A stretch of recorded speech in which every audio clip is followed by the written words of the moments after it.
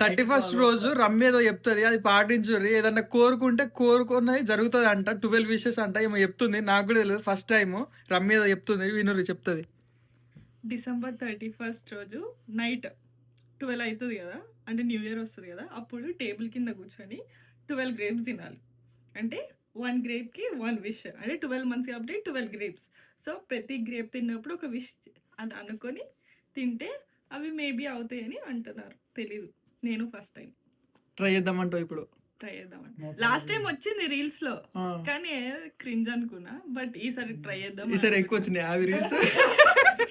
Double content. ఇప్పుడు జరుగుతాయి అంటావు? అన్ని జరుగుతాయని గ్యారంటీ లేదు, బట్ అట్లీస్ట్ 60-70% జరగచ్చేమో అని అంటున్నారు. ఓకే, సో మేము కూడా ట్రై చేస్తాం.